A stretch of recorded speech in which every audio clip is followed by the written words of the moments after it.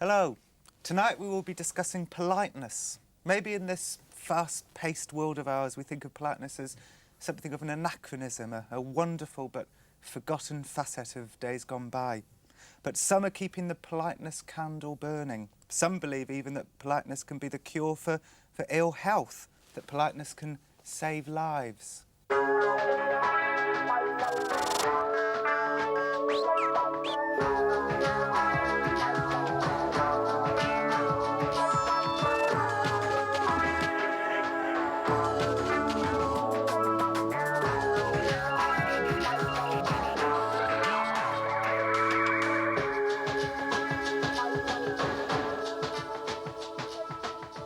In evolutionary terms, politeness is responsible for the continuance of the species Homo sapiens.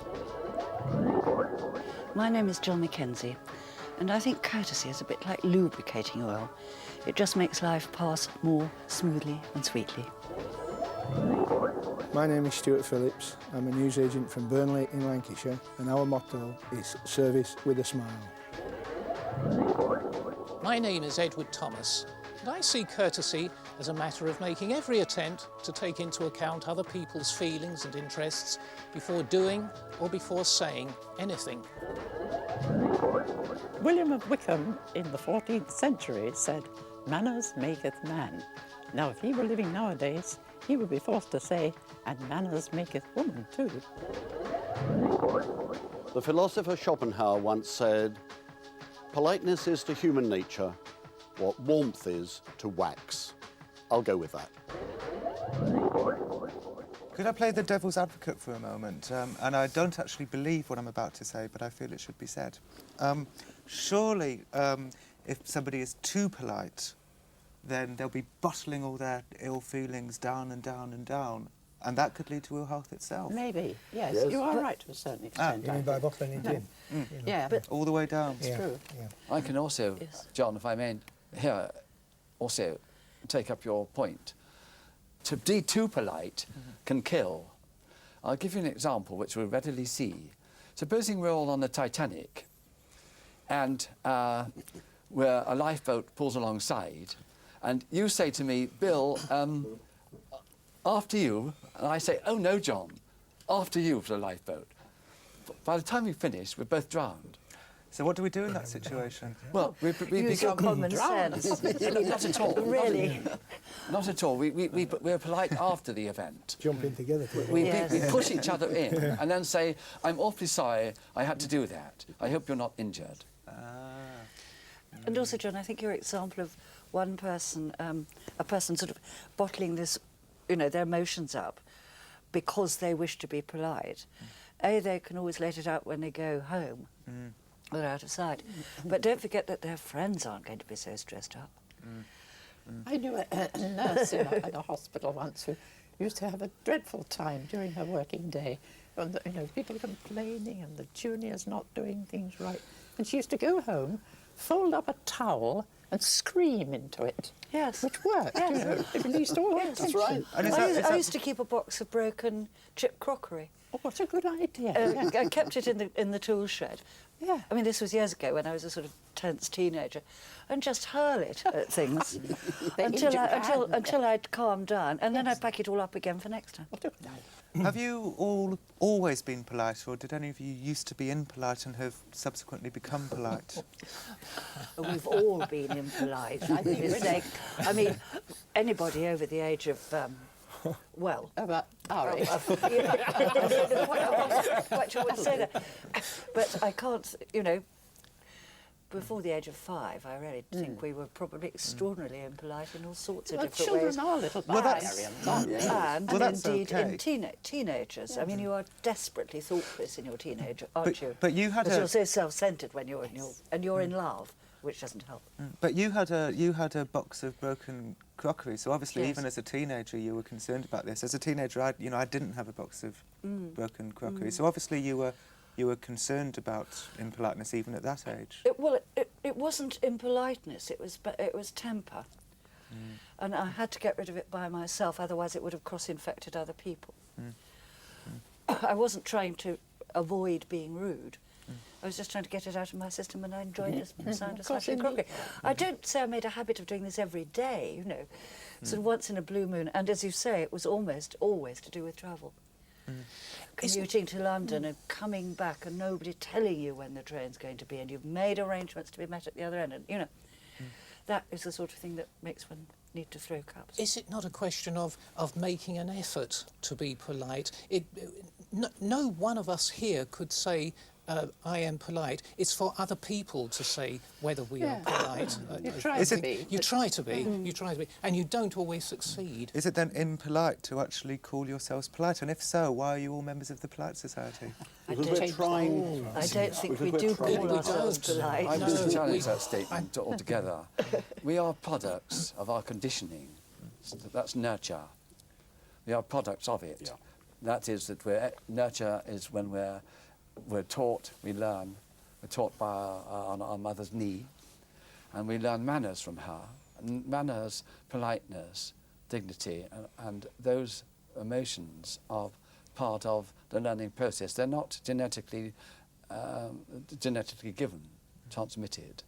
But what we're really about is trying to promote the idea of courtesy. We're not telling anybody how to behave. We're not, we don't go around saying you should behave in this way. That would be arrogant on our part to do so. What we are promoting is the positive benefits that come from courtesy. And courtesy is not necessarily the same as formal politeness. Formal politeness is a good thing because it's the oil that lubricates the wheels of civilized society. But underlying that is the concept of courtesy, which is about consideration and respect for other people. And if we had a little more of that, then I think everybody's quality of life would be better. Because we're not talking about etiquette, are we? We're not talking No.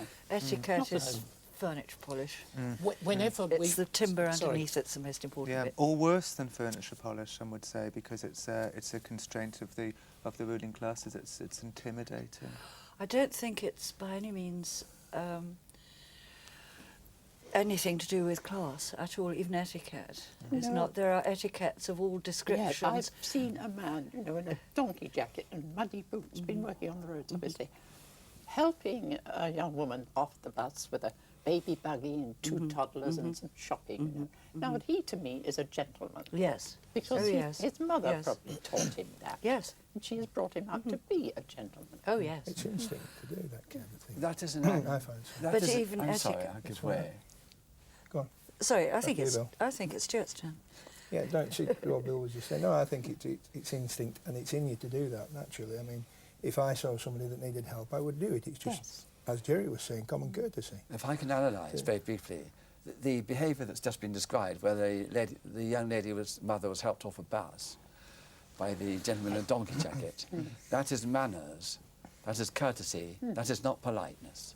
No, well, I suppose some people call it politeness, some people say it's it's manners. courtesy. It is courtesy, Yes, yes. indeed. And he'd obviously learned that from his mother, his family. Yes, certainly. They'd all been brought up like that, and to him that's the right thing to do.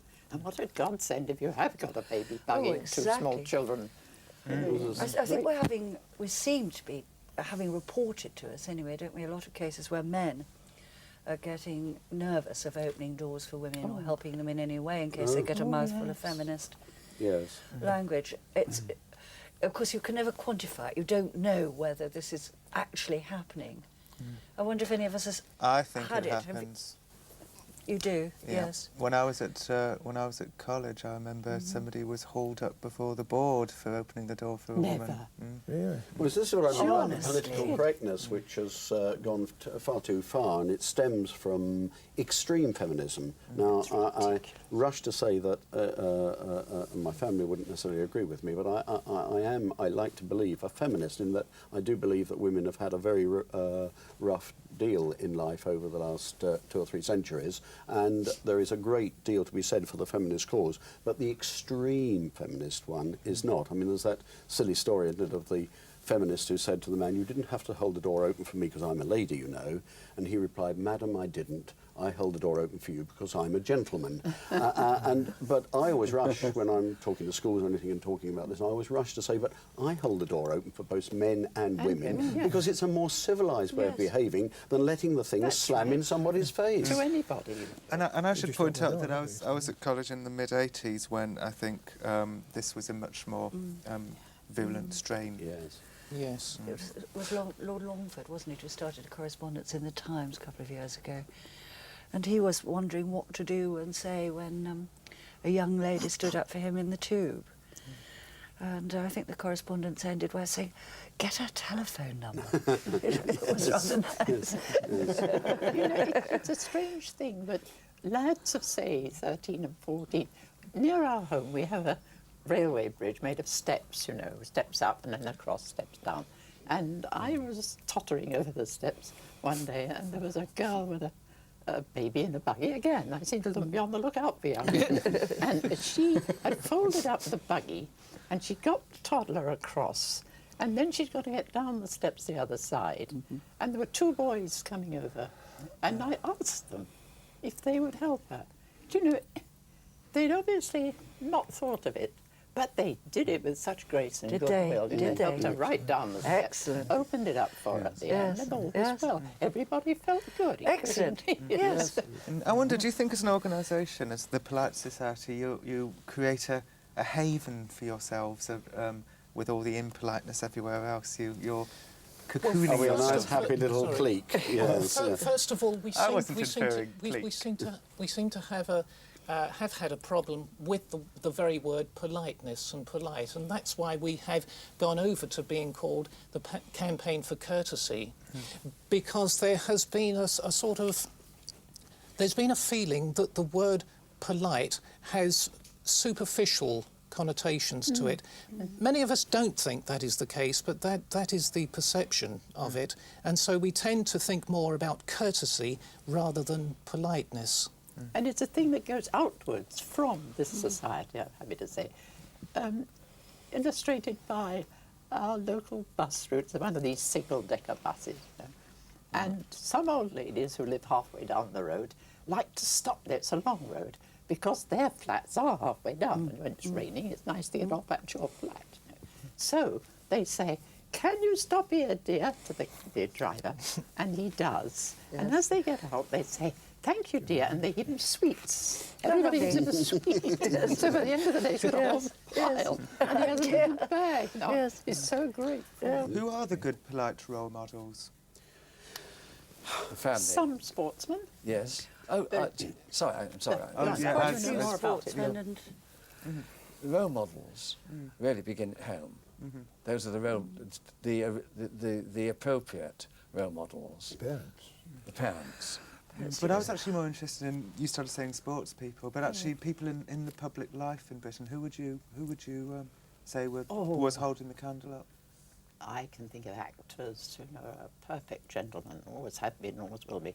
And as they grow older, for instance, Sir Donald Sinden is one, and they are much appreciated by the younger members of the same theatrical companies because they're so kind and generous with their time and their advice, you know. And the young people love them. And the young people, we hope, learn to be like that. I don't think people like Gaza, when he's, you know, he beat his wife up and things like that. No, I mean, exactly. He's a role model. And the press come in on this dreadful Gascoigne, who is a disgrace. I don't mind who hears me say it. And kids learn, I said earlier, by precept and example. And they follow that example because he's a good footballer. By bad example. By bad example. Absolutely, and we need to give them decent example. I mean, you Most must kids have are it. absolutely super. You know, I mean, I see it in the shop. They'll come in, and occasionally they'll need a little bit of prompting, but all children need prompting. But on the whole, most children are absolutely superb. And are your You know, customers less polite than they used to be, do you think, in general? No, I don't think so. I mean, you do get some quite rude customers, and the example, the reason why I joined the Polite Society was purely and simply, many years ago, when we moved back to the north because we were in Salisbury for a while, in the south, and again in the business. But we were in the shop, and the shop was quite busy. A gentleman came in, extremely rude. He pushed past everybody. He nearly knocked one elderly gentleman over. Dashed up to the counter. He said, "I want a packet of cigarettes." And I said, "I beg your pardon." He said, "Give me a packet of cigarettes." I said, "I'm very sorry. With that type of attitude, there is no way you're going to get a packet of cigarettes in this shop. And unless you ask me correctly, no way." And at that, he turned around and went out. Now, there was a local councillor in the shop. Oh. And the next thing I knew, the local paper was round, and "Is this right? Did you do that?" And I said, "Yes." The following week, the front page in the local paper said, "Unless you say please and thank you in this shop, you won't get served." And I thought, oh, the business has gone, you know. But it actually, it paid off, because the Polite Society, as it was then, contacted me. I had so many letters of support from all over the town, and in fact, I even got a letter from Cape Town in South Africa saying, "Well done, keep up the good work." Yeah. So it does prove from that point of view. But so to answer your question, there are rude people, but the majority of people are super. You know. I was talking to a despairing headmaster of an inner city primary school in Birmingham, and he said, "Look, I'd like to teach my lot manners, but I know that they're going to revert the moment they go out of the school gates." And I said, "Well, could I please suggest that you do teach them manners anyway, because there are an awful lot of other things you learn at school that you don't think are particularly useful at the time, but do come in handy later on." Exactly, they store it And up. it would be nice if, you know, they may appear little horrors now, but one of them might turn out to be Shots of the Exchequer or whatever. I'm to sure know. most of them were. I mean, we were all impolite as teenagers. It's Yes. a hormonal thing. Yes, isn't it? yes, it Oh, is. yes, But we're it's doing part of testing being a various teenager. things. It is, and you're so selfish at that age. But if a little bit goes in, Yes, but then if they know hopefully how it'll be there to, and it'll they come can out drag later it out. date. I mean, An added worrying thing, I think, so far we've been talking about the effect of football, and that is necessarily on boys. But I begin to wonder about the effect on girls. We've had this recent hideous case in Stornoway of two girls being put away into detention because it was alleged that a third girl committed suicide, allegedly, because of their bullying. And it is now reckoned that within a generation, the behaviour of girls is going to be every bit as potentially vicious and violent as that of boys now.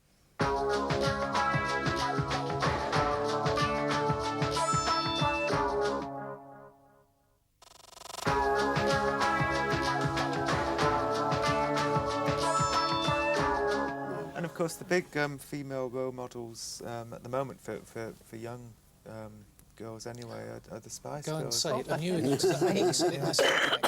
was yes. But they're not impolite. no, they're not. Not yet. Look to the Spice Girls. Do you think? Do you sense? I could see it, Because yes. you were a female role model, weren't you, for young girls? Because you were a Bluebell girl. Oh, not a bluebell, no, I never aspired to that. I was a session singer and part-time dancer in my very early days. And I was just thinking back, you know, I saw the birth of pop music. It was about 1957 when the Bill Haley Rocker on the Clock thing, Bill Haley and his Comets. All the cutting the cinema seats. That sort of thing. But first of all came the stars, in inverted commas. And there was one poor chap with bright red dyed hair, rather like that glass, and his manager, his name was Wee Willie Harris. Yes, Wee He Willie came from a Harris. biscuit factory in Reading. That's right. And he was the first pop singer we ever saw. We were a collection of, you know, session singers, really. Yes. You don't need a great voice. All you need is be able to read music at sight. And we saw this chap coming in to do his number, twitching about and yelling at the top of his voice. And we laughed, you see. We thought it was a scream. So it just was sort of one-off act. Little did we know that within a few years it would be a £500 million industry. Yeah. It's not the... And is it an impolite industry? Yes, Do you think entirely? I think so. There are some very impolite pop stars, but I think there's probably some very polite ones Yeah, too. it doesn't... you get these flickering images on a television screen. They don't last for more than 2 or 3 seconds together, and then you see something else. And there are 2 or 3 other things moving about in the background. I'm sure that doesn't do children's concentration any good. Isn't there also the problem that, again, going back to the media, that when you've got the Gallicers of this world who spit at their audience and who say four-letter words all the time, and don't let's kid ourselves, we're not shocked by four-letter words anymore. We all know what they mean, but they're boring. They show an extreme lack of vocabulary, but the media homes in on those because somebody who shows his bare bum to the audience at an awards ceremony is applauded and thought of as wonderful, and it's great. Isn't it? It wasn't bare, his Jarvis Cocker's bum. He had his trousers on, and he was making what some would say was a courteous statement about what Michael Jackson was doing at the time, which some people would say was incourteous because he was giving himself a Christ-like demeanour. Couldn't he have written it down and sent it to Michael Jackson? Yes, he could have done. Yeah. It's let's say you're having a polite society meeting and one of your members came along and wanted to smoke. What would happen in that situation? I think if they were members of our society, they'd been considerate enough not to anyway. They wouldn't want to. They'd probably go outside.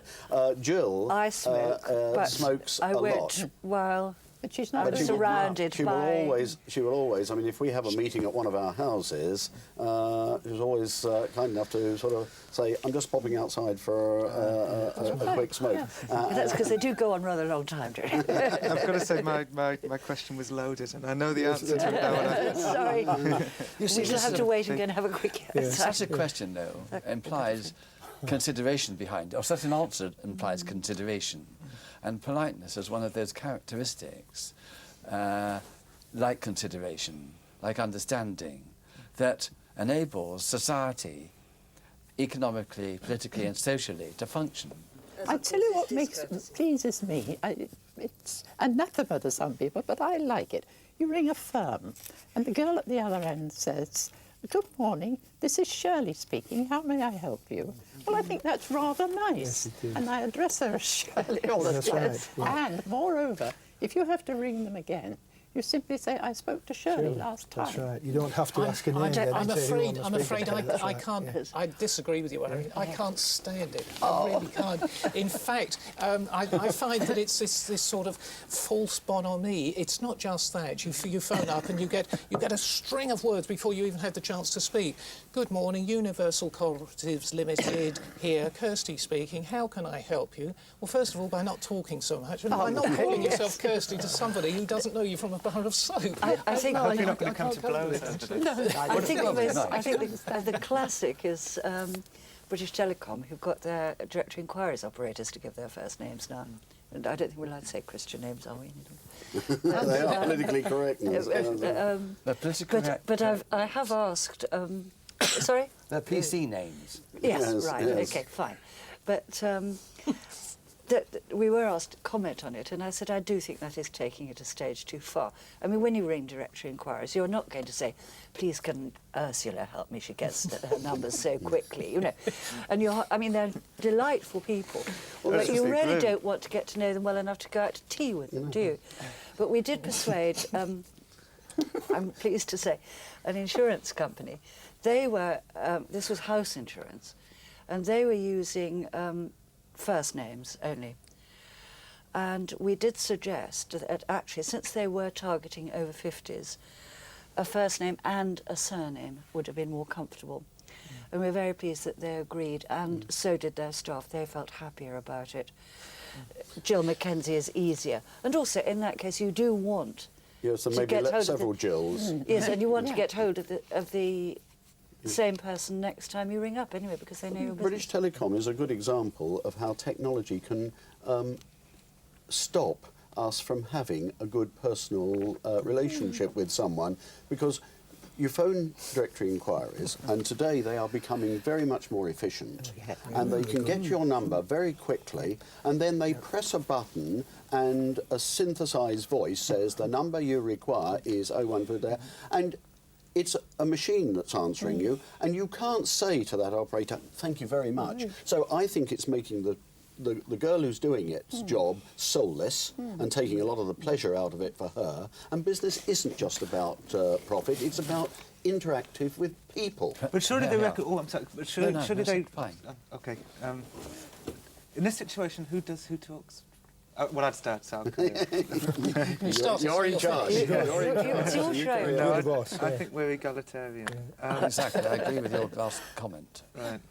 Thank you. But surely, I was just going to say that British Telecom recompense by their excellent friends and family scheme, where they're actually bringing friends and family together and taking them on a holiday to Mexico. Yeah, I'm a bit cynical about that. I think that's for very, very profitable. But It's the 10 people you telephone the most, and I think Yeah. this is actually worrying, because I think it makes us realise what an insular and lonely society we live in, because the 10 people I telephone the most, who I'd have to go to Mexico with, is, well, the woman from Directory Inquiries and the dialer pad. yes, and somebody wrote in and said once that he'd have to go to Mexico with the whole of the local gas board because the number he dialed most was the gas service Right. board. I'd in have there. to go with but the the fact that internet. recompensing isn't the answer. You're not trading off one with the other. The fact that you do one good thing doesn't mean that you should do one bad thing. You could get to a stage where you do everything mechanically and electronically and everything, and then we'd cease to have a good, civilised society. It's very easy for this to happen because, as you know, I work from home and I spend my days talking to a fax machine and a computer. Yeah. Certainly. And after do it for too long, and I tell you, it sends you mad, as you may have Yeah. noticed. It Mr. Chairman, how often... does, really. You get so lonely. I'm sorry. just- From you what know, I'm sorry, It's we being keep blind, keeping- and I don't know when... I can't have visual cues when... I'm I'm sorry. Sorry, Not Phil. at all. And I don't want to seem so awfully rude. But what we've been talking about in the last 2 minutes is a dislocation of human contact, such that the French sociologist Émile Durkheim called a society that leads to suicide because there's a breakdown in the bonding system between that people need in order to feel happy and well-adjusted and safe and secure. Machines don't do that. They cannot provide that. And they only provide the isolation that I've just been hearing described. And therefore, this ultimately causes a breakdown in people knowing each other. The television does this. The motor car does the same thing. It isolates the people, the community. 100 years ago and beyond, there were many more people walking the streets. Many more. People met, interacted, and knew each other more. There was less crime because of the numbers on the streets. Now, because of the isolation Don't have to care about the person next door because I've got a metal box round me separating me from him, is what you're saying, really. because of isn't the it? isolation of Yeah. the way we live, the Yeah. style of life, Yeah. It isn't as long ago as the 100 streets years. are an unsafe place to live. Because if we are attacked as individuals who are freakish enough now to use the streets to discover that we've got legs after all, then we're more likely to be the subjects of crime. There's this lovely paradox, isn't there, of the street in London somewhere that a computer firm has linked the whole street up on the internet. And now they're all talking to each other on the internet. They are, and they never But spoke to each other they never spoke to beforehand. each other. They And didn't they're know each other, having no, street that's right. parties Yeah. and things like Yeah, that, and they've all got on to the know each internet. other. Yeah, that's right. So But maybe Stuart it's all does going work. round. But Stuart's, of course, but Stuart lives in an area where people still do talk to each other. I get the very feeling. much I mean, I come from. He's a splendid chap because he's a Lancastrian, you see, and we are the salt of the earth, aren't we? When I Be do very come, diplomatic, when I yeah. do go back to Lancashire, or when I do go back to the northwest, I get a feeling that there is still a more friendly and a more personal attitude there, rather than in the south, where we are a little more cold and reserved I with agree. each other. Yes, I yeah. agree entirely, and I do actually agree about what you were saying about technology. I think I suffer from what are called Casper Hauser syndrome. A bit, you spend your life sitting at home in front of the computer, and all you want to do is, sort of howl at the moon. Yes, I think it can. I think this can become quite There's nothing dangerous. wrong with technology. We've benefited, love it, all of us, yes. enormously from it, as long as we recognise that it's a tool and we must control it. We mustn't allow it to control us. I mean, our patron-in-chief, who knows the Duke of Devonshire, says that the reason he likes being associated with what we're doing, because what we're about is protecting the social environment. There are a lot of people, rightly, concerned about the natural environment, and that is good. But he keeps saying there's not much good having a green, clean, unpolluted natural world if our social world is polluted, if we're hostile to one another, if we can't get on with one another. If I can just interject here, it is not my intention to come out with a series of quotations, but listening to what I've just heard reminds me of Thomas Carlyle's famous remark. He said in 1830 that faith in machinery is our besetting danger, and that we're becoming mechanical in heart and in head as well as in hand. It is a danger, it's a potential danger. Well, you're a big believer in Edwardian and Victorian values, and particularly the values of Felix Mendelssohn. Is that correct? Yes. My wife is writing a book on called The Caged Spirit. It's a woman's view of Felix Mendelssohn, who is, if anyone is a role model, he is the quintessential epitome of politeness. It's not because of his background. He came from a financially secure background, but not the fabulously wealthy background that many of his biographers make it out to be. But Mendelssohn had the forethought, whenever he wanted to make a new contact with someone important, or to aid his career, or to make an inquiry, always went ahead by writing a letter asking for an introduction, or if this were possible.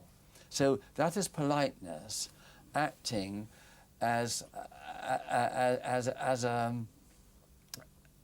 lubricant to being able to operate efficiently and successfully. They do say his sister Fanny was an even better songwriter. Maybe not symphonies, but songs. Do you think that's true? Many people think that Fanny Mendelssohn, especially the women's liberation movement, Absolutely. wrote a lot of Felix's songs and music. Really? And he passed them off as his own? Indeed. Now, that wasn't very polite. No, it's certainly Gentlemanly at all. That was positively discourteous. We know what probably the rudest things that's ever happened to you, Stuart, but I was wondering, what's the rudest thing that's ever happened to you, Irene? What did you say? The rudest thing that's ever happened to you. The rudest thing. Do you know, I tend to forget them because I want to forget them, you know what I mean? Yes. It's another aspect of... sorry. Sorry. I was just going to get this in apropos of that. It's another aspect of politeness that it's a question of not embarrassing people. For instance, there's that story of Sir Alec Douglas Hume.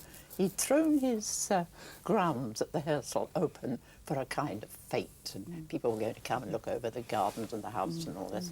And they were all going towards the house on a wide gravel path. And then they saw this shabbily clad, tweed-encrusted fellow coming over the lawn. And on the lawn it said, "Please do not walk on the grass." So the people on the gravel path pointed it out to him, you see, that it wasn't right to walk on the grass.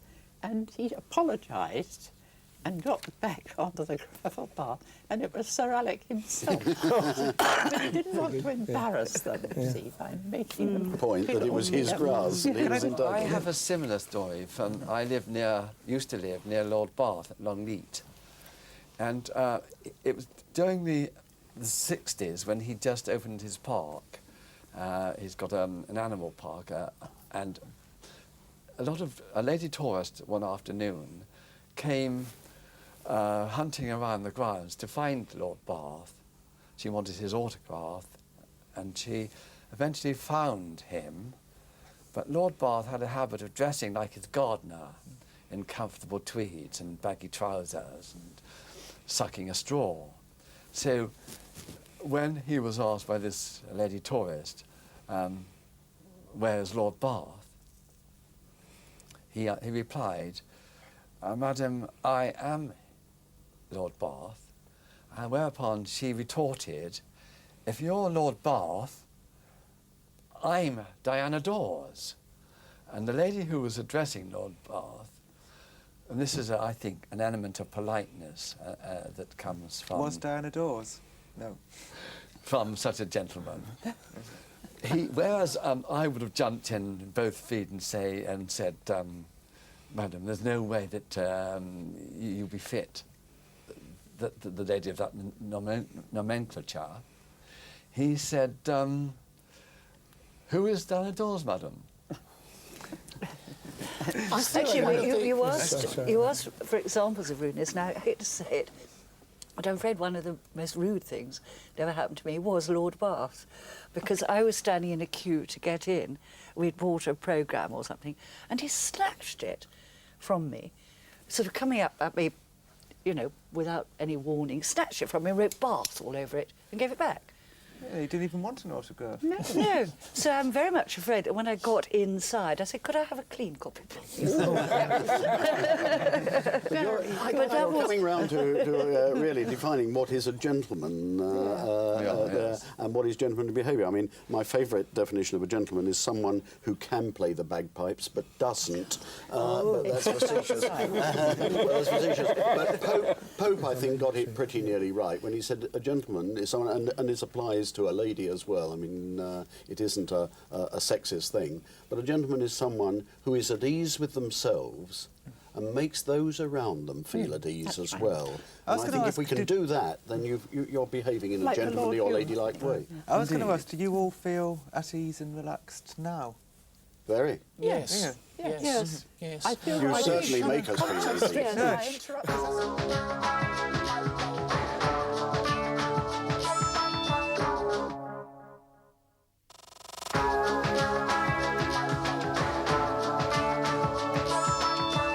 One of the problems is that there has been a problem of confusion between politeness and deference. As late as the late 50s, early 60s, I can remember cinema and theatre commissionaires opening taxi doors, practically touching their forelocks, and the occupants of the taxis acting as though they should do that. There was a great deal of that, and thankfully that has gone. But equally, at the end of the late 50s, early 60s, there was still a very great deal of politeness and courtesy. People on the whole didn't put their feet up on train seats when people sit in the compartment. That's bad. You should be ashamed of yourself. We'll have a little chat with you afterwards, John. Exactly. People I do that. You don't eat things in trains and buses, I Because you might have something on your foot that goes on the I train. eat with my feet It up. is amazing, isn't it? And I thought it was okay. Oh, John. does it not occur to you that you're making the seat grubby for other people's clothes? What if I take my shoes off and just... Oh, that's like, fine. Yeah. Spread your magazine down. Right. Okay, but It's this. Imagine him doing that for a minute. I do it. No, it is this business, I think, of taking into account other people's interests, and people generally didn't do that. Also, people didn't, as a rule, if they used four-letter swear words amongst each other, they didn't let that spill over into the public arena at that time. So we've lost the deference, but we've also thrown out the baby of politeness. And it's a distinction that I must say I've never had any difficulty with. I did 4 years of working part-time in my local Tesco's at Eastbourne to try and supplement my writing income. And I remember so many occasions when customers would come up to me wanting to know where the dried ginger was or whatever it was, and at no time did I say, straight down here, aisle 13, it's in front of you, in common with the company policy. I took the customer to the point of sale. And depending on the atmosphere, I would talk to the customer, I hope, deliver a warm smile and so on. But at no time would I ever call the customer sir or madam, because I felt to do that was to cross the line from courtesy to deference. I agree with that. And I don't like it myself if I'm in a restaurant. I want to ask something. You know, I asked a little earlier whether you all felt at ease. Can I ask two questions? Firstly, do you really all feel at ease, or were you just saying it to be polite? No, I think it's probably... yeah. I think we probably feel more at ease than we thought we would, because it's almost impossible to see your cameras. You're such a good Oh, chef. yes. Yeah, but you It's so have a much nice, easier, isn't it? relaxed, You could laid-back forget that. style, and you're not trying to... I mean, rightly playing devil's advocate because that's what makes interesting conversation. No dinner party is without some difference of opinion, or if there is no difference of opinion, it's jolly boring. I mean, what's that famous saying? When two people agree about absolutely everything, it's to be sure that only one of them is doing the thinking. So, as we hope we're all thinking people, we're bound to have differences of opinion. But you make us feel at ease. Because I was going to say, and don't take this the wrong way at all, but I feel a little bit nervous, but more in this one than I have in other programmes, and I think it's because I'm very worried about talking over somebody, and I'm worried about being impolite, and it's consequently made me feel a little bit on edge. And also because you won't let me smoke. We never said you couldn't. We never said you couldn't. We just said we wouldn't. But go on, try it. See what happens. I don't think you asked us, actually. Does anyone mind if I smoke? Carry on. But are you just saying well, that? what are the rules here? Well, Are you allowed by right, the safety rules? I am allowed by right, but are you just saying that I can smoke? No, as they say in Lancashire, you have a fag lab. Yeah. Get stuck Go in. on, But because the we sad- don't But don't say that in America. We don't want you all to You see, twitch John, up. you've only just No, asked if we'd mind. Right. You're assuming that we would Would have disagree. objected, yes. Yes. You asked earlier what would happen if a member came into a meeting and we said we assumed that people wouldn't come in to an area and not spoke. Do light up, please. Otherwise I want to hear that. Otherwise, we'll all be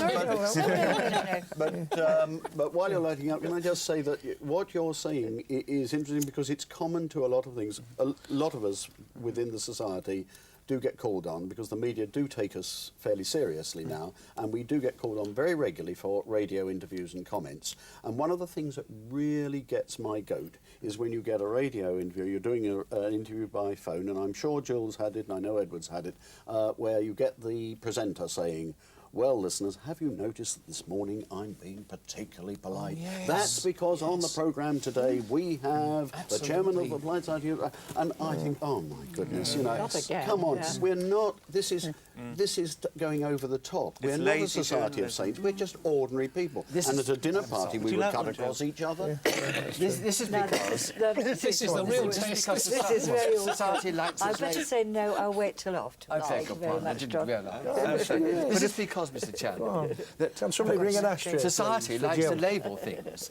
We like to compartmentalise. And so QED, politeness, means that it belongs to a certain faction, a certain... And you're a body apart from normal human beings. Precisely. Whereas politeness should be like the cement in a brick wall, Yeah, it should be endemic. surrounding every brick, therefore surrounding every unit, every person in the community.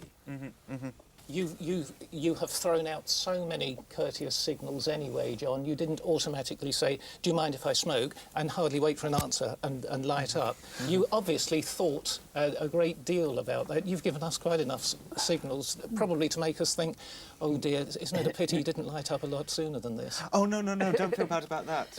Because it's only very lately that I've actually really wanted a cigarette.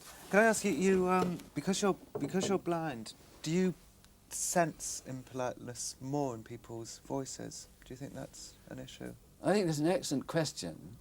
I find you asked about half an hour ago about what is the rudest thing that's happened to you, Irene? You didn't ask me. Not that Ask me. What is the rudest thing that's ever happened to you? Well, let me politely answer that question.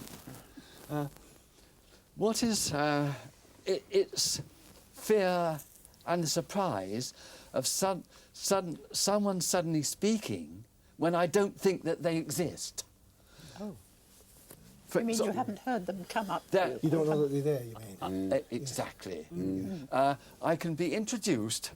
I could go into a boardroom and be introduced to the bigwig, the MD, and he'll say, he'll then give his name, and he might introduce his secretary or his accountant. But there may be 6 other people sitting in that room who have not said a word, and I do not know they exist. And you can imagine that I then consider these numbers of people that I know exist, and therefore I start to address them. And then somebody, without warning, will make a comment. That's very... What That's... they should do really then, Bill, is say, I'm so-and-so, we haven't met yet. I'm sitting on your left, or something like that. Would that Yes, do? be very helpful. And politeness is about understanding about consideration, considering the needs of others. That's what politeness, that's another, another description of politeness. Do you think, though, Bill, that the person who didn't do the introducing to start with deliberately didn't do so, or was it a question of force of habit that so often dealing with people who are sighted, everybody knows who is in the room and how many are in the room? Was it a sin of omission more than anything? You've adapted so well that he's forgotten you are part of it. Yes, it's very difficult to remember that you are blind because your head goes in the right direction all the time. Because my blindness is entirely behind the retina, not frontal. To answer that question, which I thought was an excellent one, it's actually a lack of forethought rather than a discourtesy. There is this misconception, as we said earlier, that if you are polite, you're a loser, as you said. Nice guys come last.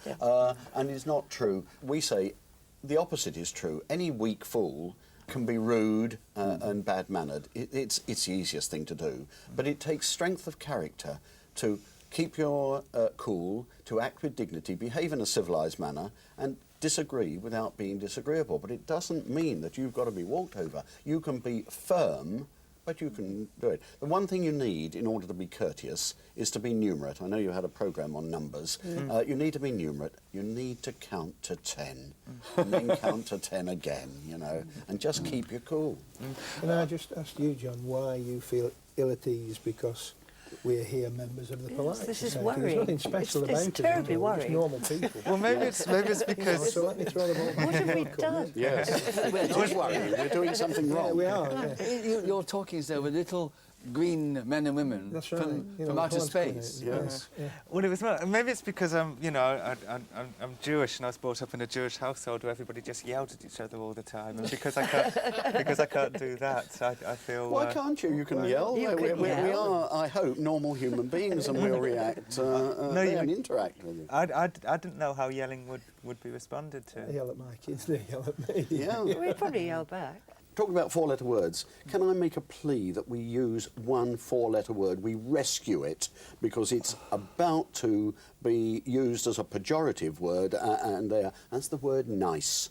Can we bring nice back onto the agenda? Because there's nothing wrong with being nice, but we live in an age when people sneer at that. I mean, I heard Lord Ronson a few months ago talking, and he said we live in an age when it's fashionable to sneer at everything and admire nothing. And I think that we would all have a slightly better quality of life if we could just start being a bit more nice to one another. There's nothing wrong with it. I'd also like to put in a plea for the lovely adjective which has been steamrolled now by the homosexual group, gay. Yes. Such a lovely adjective. I know people who are called gay. Yes, yes. Yes, I know, for their names, yes. What we're talking about is a loss of values when these things slip by and we allow it to happen. Even when my daughter was young, I used to say, oh, she's a gay, but one of them had an outgoing personality. I said, That's she's right, a you used to gay say sort of gay, yeah. person. But you can't say it now.